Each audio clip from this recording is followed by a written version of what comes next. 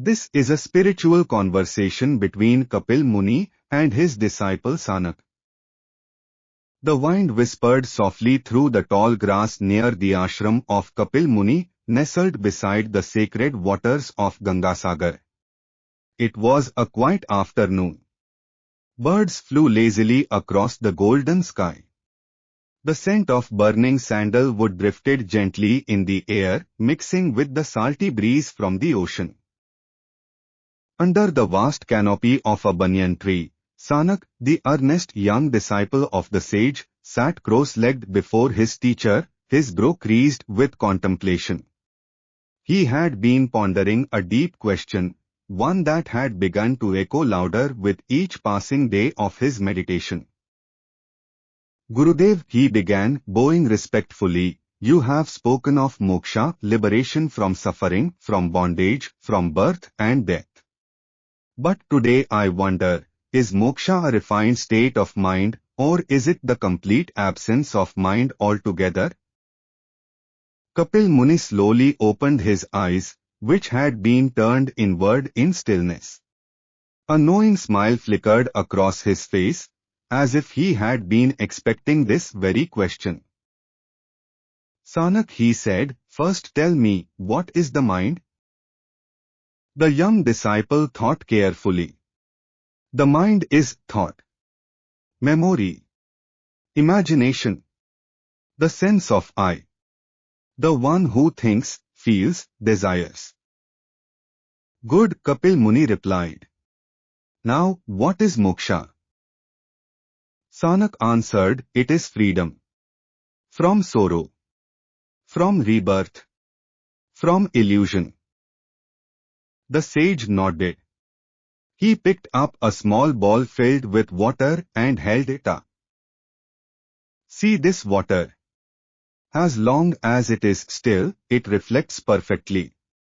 But drop even one pebble into it, and the reflection distorts. The mind is like this. When it is disturbed, even by subtle thoughts, it reflects only fragments. But when there is no disturbance, no ripple, the self is seen clearly. Then Gurudev asked Saanaka, is moksha the still mind? Deeper still, said Kapil Muni. True moksha is when the water is not only still, but when you no longer identify with the water at all. You realize I am not the water. I am the light in which it shines. Saanak's eyes widened. So, moksha is not a perfected mind, but the transcendence of mind itself. Yes, said the sage. Mind belongs to Prakriti, nature. It is a tool, not the master. Moksha is the recognition of the Purusha, the eternal witness, as separate from the ever-changing mind. But Gurudev asked Saanaka, then why do so many seekers try to purify the mind? To still it? Isn't that chasing another state of mind? Kapil Muni laughed gently. Purification is the preparation, not the goal.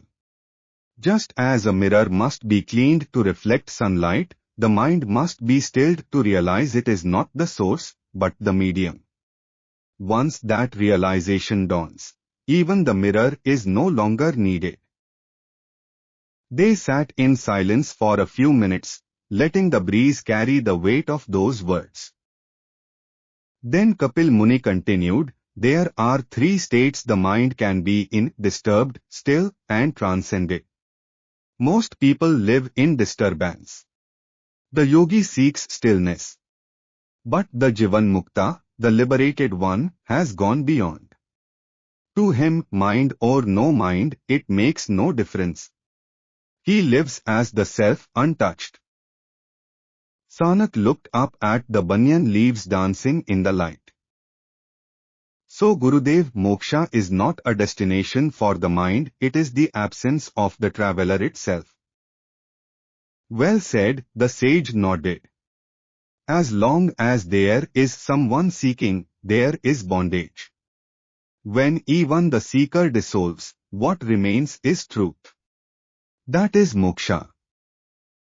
Then what remains when the mind is absent? Kapil Muni pointed to the ocean. What remains when a wave settles? The ocean. What remains when all names and forms vanish? Being.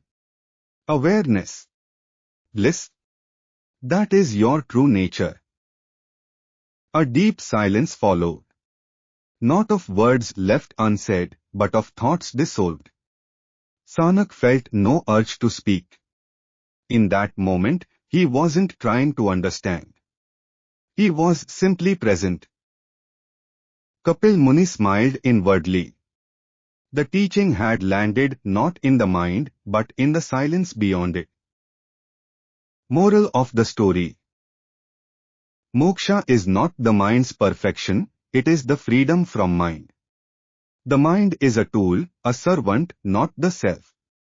When the seeker, the search, and the sought all dissolve, truth remains. In that which is beyond thought lies true liberation. Om Namah Shivaya.